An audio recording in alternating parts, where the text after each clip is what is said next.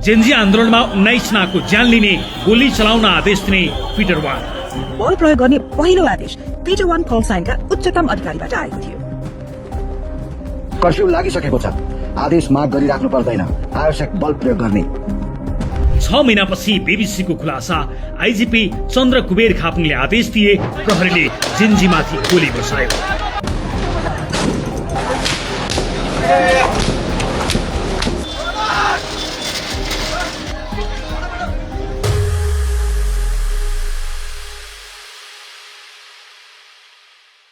गएको भदौ 23 गते अर्थात् सेप्टेम्बर 8 दिउँसो सुशासन माग्दै प्रदर्शनमा उत्रेका 19 युवा प्रहरीको गोली लागेर नयाँ बानेश्वरमा ढले।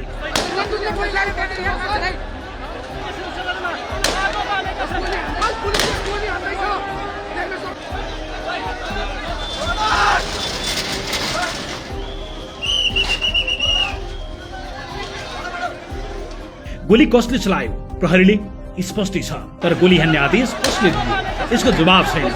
जेन्जी प्रदर्शनको करिब 6 महिनापछि बीबीसीले सार्वजनिक गरेको अनुसन्धान रिपोर्टले भनेको छ ती नवयुवाहरूमाथि गोली चलाउन आदेश दिने अधिकारी तत्कालीन प्रहरी महानिरीक्षक चन्द्र कुबेर खापुङ हुन्। धेरैमा आशंका थियो गोली चलाउन आदेश प्रहरी प्रमुखले दिए वा काठमाडौँका सिडिओले। बीबीसीको अनुसन्धानले भनेको छ गोली चलाउन आदेश दिने पिटर वान हुन्। पिटर वान प्रहरी महानिरीक्षक खापुङको कल साइन हो। बीबीसी वर्ल्ड सर्भिसको टोलीले सेप्टेम्बर 8 का घटनाहरूको विवरण भएको प्रहरीको आन्तरिक कागजात फेला पारेको छ, जसमा पिटर वान कल साइन प्रयोग गर्ने व्यक्तिले कर्फ्यू लागू भएको 10 मिनेटपछि र फिल्डमा रहेका अधिकारीहरूले घातक हतियार प्रयोग गर्न बारम्बार अनुमति माग गरेपछि आफ्ना अधिकारीहरूलाई आवश्यक बल प्रयोग गर्न आदेश दिएको खुलासा भएको छ। बीबीसीआई इन्भेस्टिगेसनको स्रोतका अनुसार पिटर वान नेपालका पूर्व प्रहरी महानिरीक्षक खापुङले प्रयोग गर्ने कल साइन थियो। खापुङले आफूले आदेश दिएको कुरालाई अस्वीकार गरेका छैनन्, तर नेपाल प्रहरीले भने सरकारी सुरक्षा समितिको स्वीकृतिपछि र नेपाली कानून बमोजिम अन्य सबै प्रकारका बल प्रयोग गरिसकेपछि मात्र यस्तो आदेश दिएको बताएको छ। नोभेम्बरमा अवकाश प्राप्त गरेका खापुङले यसबारे प्रतिक्रिया माग्दा जवाफ नदिएको बीबीसीले उल्लेख गरेको छ। उनले घटनाका लागि आफू जिम्मेवार नभएको बताएका छन्। नेपाल प्रहरीले हामीलाई दिएको जवाफ अनुसार बल प्रयोग गर्ने निर्णय काठमाडौँ जिल्ला सुरक्षा समितिबाट आएको थियो। प्रहरीका अनुसार समितिले बल प्रयोग गर्ने निर्णय दिनु अघि प्रहरी महानिरीक्षक खापुङले त्यस प्रकारको कुनै आदेश दिएका थिएन। अन्य बीबीसीले परीक्षण गरेका भिडियो प्रमाणले 19 जना पीडित मध्ये सबैभन्दा कान्छा 17 वर्षीय श्रेम चौलागाई निहत्था रहेको र मृत्यु हुनु अघि शान्तिपूर्ण रूपमा घटनास्थलबाट बाहिरिने प्रयास गरिरहेको देखाउँछ। यहाँको हिंसाबाट तर्केर श्रीयम चोकतिर फिर्ता हिँड्छन्। यिनै उनका अन्तिम पाइला हुन्छन्।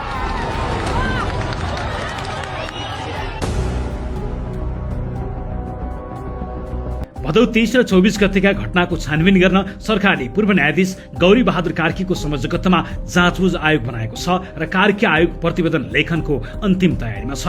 बीबीसीले लेखेको छ सेप्टेम्बर 8 मा राजधानीमा मारिएका 19 जना मध्ये स्कुलको पोसाकमै रहेका एक किशोर पनि थिए, जसलाई भिडबाट टाढा जाँदै गर्दा टाउकोको पछाडि गोली हानिएको थियो। यहाँको हिंसाबाट तर्केर श्रीयम चोकतिर फिर्ता हिँड्छन्।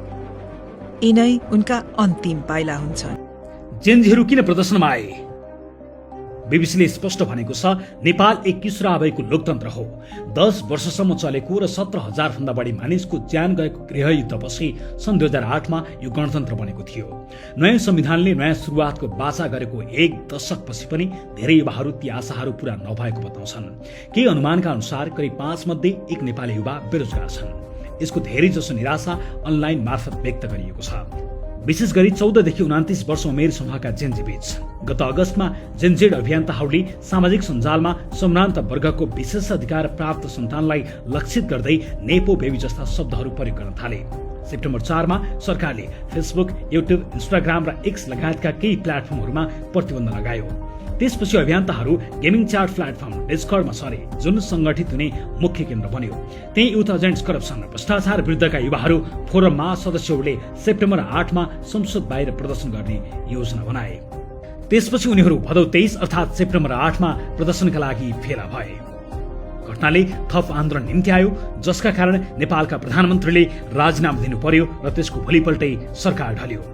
बीबीसीले थुप्रै तथ्य र प्रमाण सार्वजनिक गरेको छ। ती कसरी प्राप्त भए त्यो पनि खुलाएको छ।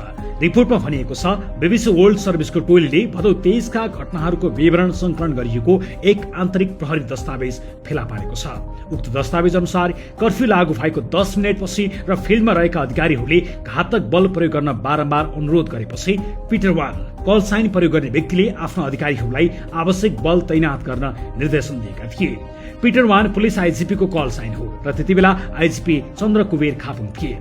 बीबीसीले जाँच गरेका भिडियो प्रमाणले देखाउँछ कि 19 जना पीडित मध्ये सबैभन्दा कान्छा 17 वर्षीय श्रीम झोलागाई निशस्त्र थिए र मृत्युको समयमा घटनास्थलबाट बाहिर निस्कन खोजिरहेका थिए। जिन्जी आन्दोलनकै उपलब्धिका रूपमा फागुन 21 मा चुनाव हुँदैछ। भोट हाल्न अब केही दिन मात्रै बाँकी छ। चुनावको मुखमै बीबीसीले प्राप्त गरेको प्रहरी लग र कार्यरत अधिकारीहरूको भित्री विवरणका आधारमा गोलीबारीसम्म पुर्याउने घटनाक्रमको श्रृङ्खला स्थापना गरेको छ। बीबीसीले आफ्नो अनुसन्धानलाई बलियो देखाउन 4000 भन्दा बढी भिडियो र तस्बिरहरूको विश्लेषण गरेको छ। सडकमा रहेका मानिसहरू र कमान्ड सेन्टरका अधिकारीहरूबाट प्राप्त विवरणको पनि विश्लेषण गरेको छ। 10 वर्ष माओवादीले सशस्त्र युद्ध गर्यो, दोस्रो जनआन्दोलनले राजतन्त्र फाल्यो, नयाँ संविधान बन्यो, तर युवाहरूको असन्तुष्टि मेटिएन। बीबीसीले भनेको छ 5 मध्ये 1 युवा नेपाली बेरोजगार छन्। धेरै जसो युवाहरूमा असन्तुष्टि छ, विशेष गरी 14 देखि 29 वर्षका जेनजी भनिने पुस्तामा देखिएको छ। तिनै युवाहरूले साउनदेखि नेपाली कुलीन वर्गका सुविधाभोगी सन्तानहरूलाई बुझाउन नेपो बेबी जस्ता शब्दहरू सामाजिक सञ्जालमा प्रयोग गर्न थालेका थिए। भदौ 19 सेप्टेम्बर 4 मा सरकारले फेसबुक, युट्युब, इन्स्टाग्राम र एक्स जस्ता केही प्लेटफर्महरूमा प्रतिबन्ध लगायो। त्यसपछि युवाहरू डिस्कर्डमा सरे, जुन संगठनको केन्द्र बन्यो। भ्रष्टाचार विरुद्ध युवा युथ एजेन्ट्स करप्सन नामक एक फोरम नै बन्यो र भदौ 23 गते संसद बाहिर विरोध प्रदर्शन गर्ने योजना बन्यो। कलेजको पोसाकमै भ्रष्टाचार विरुद्धको प्रदर्शनमा सहभागी सीएमले आफ्नी आमासँग भनेका थिए, जिन्जी युवाहरू हुनेछन्, म मेरो पोसाकमा हुनेछु, यो शान्तिपूर्ण हुनेछ। सुशासन माग्दै नयाँ बानेश्वर पुगेका उनै सीएमले आफ्नी आमासँग प्रदर्शन सफल भएको खुसी साट्न पाएनन्। भदौ 23 को दिन नयाँ बानेश्वरमा कसरी त्यस्तो भयो? बीबीसीले टाइमलाइन दिएको छ। भदौ 23 को बिहान 9 बजेदेखि काठमाडौँको माइतीघर मण्डलामा युवाहरू जम्मा हुन थाले। संसदभन्दा केही सय मिटर टाढा ब्यारिकेड राखिएको थियो। सुरक्षा अधिकारीहरूले भिडको संख्यालाई निकै कम आकलन गरेका थिए, तर प्रहरीले अनुमान गरेको भन्दा 10 गुणा बढी अर्थात् करिब 30,000 मानिस प्रदर्शनमा आए। बिहान 11:47 मा प्रदर्शनकारीहरूको एक समूहले घेरा तोडेर अघि बढेपछि प्रहरीले ब्यारिकेड छोड्यो।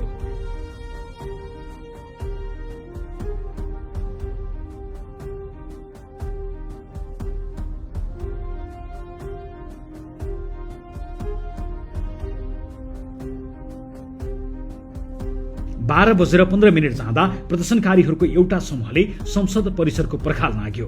प्रहरीले असुरग्यास र लाठी प्रहार गर्यो, तर डिस्कर्डमा आयोजकहरूले पछि हट्न आग्रह गर्दा पनि भिड पछि हटेन। सरकारी कमान्ड सेन्टरमा नेपाल प्रहरी, सेना, सशस्त्र प्रहरी र गुप्तचरका अधिकारीहरूको उपस्थित थिए, जसको अध्यक्षता प्रमुख जिल्ला अधिकारी छविलाल रिजालले गरेका थिए। कमान्ड सेन्टरमा सीसीटीभी फिडहरू हेर्ने प्रयास गरिए पनि इन्टरनेट जडान स्थिर थिएन। दिउँसो 12:30 मा कर्फ्यू लगाइयो र प्रदर्शनलाई अवैध घोषणा गरियो। केही प्रदर्शनकारीहरूले प्रहरी युनिटलाई घेरेर इट्टा र ढुङ्गा प्रहार गरे र संसदको गेट हाउसमा आगो लगाए। प्रहरी स्रोत र लगका अनुसार आत्तिएका अधिकारीहरूले कमान्ड सेन्टरसँग सहयोग मागेका थिए। लाठी, पानीको फोरा र रबरको गोलीले भिडलाई तितर बितर पार्न नसकेपछि उनीहरूले बारम्बार गोली चलाउन अनुमति मागे। दिउँसो 12:40 मा पिटर 1 बाट आदेश आयो, कर्फ्यू लागू भइसक्यो, थप अनुमति लिनु पर्दैन, आवश्यक बल तैनात गर्नुहोस्। दिउँसो 1:15 मा प्रहरीको प्रत्यक्ष गोली प्रहारबाट पहिलो मृत्यु भयो। 34 वर्षीय विनोद महर्जनलाई टाउकोमा चोट लागेको अवस्थामा बोकेर लगिएको भिडियो देखिन्छ। पछि अस्पतालमा उनको मृत्यु भयो। पहिलो गोली प्रहार संसद परिषदको कुनामा हुन्छ। पीडित 34 वर्षीय विनोद महर्जन हुन्। त्यस गोली प्रहारका कुनै भिडियो हामीले देखेनौं, तर 1:15 बजे टाउकोमा गम्भीर चोट लागेका विनोदलाई बोकेर लैजाँदै गरेको देख्छौं। पछि अस्पतालमा उनी ज्यान गुमाउँछन्। दिउँसो 2:09 मा सीएम शान्तिपूर्ण रूपमा आन्दोलनको फ्रन्ट लाइनबाट पछि फर्किरहेको देखिन्छन्। आफ्नो स्कुलको झोला बोकेर शान्त रूपमा ताली बजाइरहेका उनको टाउकोको पछाडि गोली लाग्छ र उनी भुइँमा ढल्छन्। दिउँसो 2:21 मा प्रहरीले संसद परिसरभित्रबाट प्रदर्शनकारीमाथि 7 राउन्ड गोली चलाएको भिडियो प्रमाणले देखाउँछ। 14 वर्षीय योगेन्द्र नेउपानेलाई गोली लाग्छ र उनको मृत्यु हुन्छ।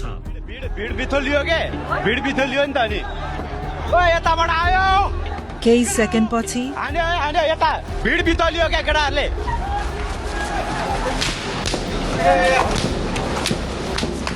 7 पटक बन्दुक पड्केको आवाज सुन्छ र रगत बगाउँदै ज्यान गुमाइरहेका योगेन्द्रलाई देख्छौं। यस क्यामेरा एंगलले उनलाई यो अवधिमा प्रहरीको गोली लागि धेरैजना घाइते भए। बेलुकीसम्म 19 जनाको मृत्यु भएको रेकर्ड बाहिर आयो। भदौ 23 को हत्याबाट क्रोध नेपालीहरू भोलिपल्ट सड़कमा उत्रिए, जसले गर्दा हिंसा झनै बढ्यो। प्रहरी चौकीहरू जलाइए र 3 प्रहरीको मृत्यु भयो। समग्रमा 77 जनाको ज्यान गयो। भदौ 24 अर्थात सेप्टेम्बर 9 को दिउँसो 2:30 बजे प्रधानमन्त्री केपी शर्मा ओलीले राजीनामा दिए र सरकार ढल्यो। बीबीसीआईले त्यति बेलाको कमान्ड पोस्ट र ग्राउन्डको सिचुएसन एनालिसिस पनि गरेको छ र भनेको छ भदौ 23 मा कमान्ड सेन्टरको नेतृत्व काठमाडौँका प्रमुख जिल्लाधिकारी छबे रिजालले गरेका थिए। उनले कर्फ्यू आदेश जारी गरे। त्यसपछि फिल्डमा खटिएका प्रहरी अधिकारीले संसद भवनको सुरक्षाको नाममा प्रहरी आईजीपीसँग गोली चलाउने आदेश मागे। त्यति बेला उनले भनिदिए गोली चलाउन आदेश मागिरहनु पर्दैन, यसको सीधा अर्थ हुन्छ गोली चलाऊ। खापुङले गोली नचलाऊ भनेको भए पक्कै पनि फिल्डमा रहेका प्रहरी गोली चलाउँदैनथे। गोली चलाउन आदेश मागिरहनु पर्दैन, खापुङको यो आदेश प्रहरी लगमै उल्लेख छ, जसलाई बीबीसीआईले सबैभन्दा ठूलो प्रमाणका रूपमा देखाएको छ। जाँचबुझ आयोगलाई गोली चलाउन आदेश दिएको छैन भनेर पन्सिना खोज्ने खापुङसँग सम्बन्धित दस्तावेज बीबीसीले सार्वजनिक गरिदिएको छ। एउटा पाटो भयो। जाँचबुझ आयोगले भदौ 23 र 24 सँग सम्बन्धित सबै पक्षसँग बयान लिइसकेको छ। प्रहरीका दस्तावेजदेखि सामाजिक सञ्जालमा फैलिएका 10,000 भन्दा बढी भिडियो र तस्बिर पनि आयोगले विश्लेषण गरेको जनाएको छ। अब यहाँ प्रश्न आउँछ, त्यति ठूलो जनधनको क्षतिको असली जिम्मेवार को? राजनीतिक जिम्मेवारी कसको? तत्कालीन प्रधानमन्त्री केपी ओली र गृहमन्त्री रमेश लेखकको जिम्मेवारी कति देखिएला? अनि यही प्रश्न आउँछ, त्यो नरसंहार र विध्वंस संलग्न मध्ये कतिजना कारबाहीमा तानिएलान् अनि उनीहरूलाई कारबाही के होला? यति बेला श्रीएमकी आमा लगायत सबै पीडितहरूका परिवार न्यायको पर्खाइमा छन्। मलाई अझै ऊ गए जस्तो लाग्दैन, ऊ छिट्टै फर्किन्छ जस्तो लाग्छ। बीबीसीआईसँग श्रीएमकी आमा भन्छन्, मलाई लाग्छ ऊ आफ्नो स्कुलको पोसाकमै छ, ऊ आफ्नो झोला हल्लाउँदै फर्किनेछ। रुनै आउँदैन क्या, मलाई गफै राख्न मन लाग्छ क्या, यही छ भन्छु अनि म उसँग गफै राख्छु। कतिखेर आउँछ छिटो आइज, मेरो मनमा त्यही मात्रै घुमिरहेको छ। स्कुलको ड्रेसमा मात्रै झन्झनको आउँछ, बिहा बोकेर आइपुग्छ भनेर। मैले त छैन भनेर मैले एक्सेप्ट पनि गरेको छु। अस्ति एक दिन सपना देखेको थिएँ, भगवान्सँग दुईटा थापेर मागेको थिएँ, यसरी आइजन भन्दै यसो गर्थेँ, मागेको थिएँ, त्यसरी आएको त हुन्थ्यो।